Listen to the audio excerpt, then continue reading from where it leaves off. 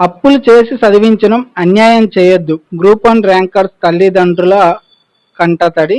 ప్రభుత్వ అసమర్థత, టీజీపీఎస్సీ నిర్లక్ష్యం కారణంగా గ్రూప్ 1 అనేది రాజకీయ విమర్శలకు ముడిసరుకుగా మారింది. గత బీఆర్ఎస్ ప్రభుత్వంలో అదే జరిగింది, ఇప్పుడు కాంగ్రెస్ ప్రభుత్వంలోనూ అదే జరుగుతుంది. అంటే ప్రభుత్వాలు టీజీపీఎస్సీ చేసిన తప్పిదాల వల్ల నిరుద్యోగులు, విద్యార్థులు, గ్రూప్ 1 అభ్యర్థులు ఇబ్బంది పడుతున్నారు. మొన్న ప్రకటించిన ర్యాంకర్స్ లో కొంతమంది అర్హులు కూడా ఉండొచ్చు. ఒకవేళ అందులో తప్పిదాలు జరిగి ఉండొచ్చు, జరగపోయి ఉండొచ్చు.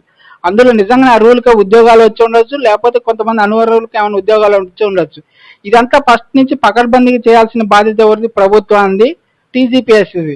ఇప్పుడు టీజీపీఎస్సీ ప్రభుత్వం చేసిన నిర్లక్ష్యం, సమర్థత కారణంగా నిరుద్యోగులు ఇబ్బంది పడుతున్నారు.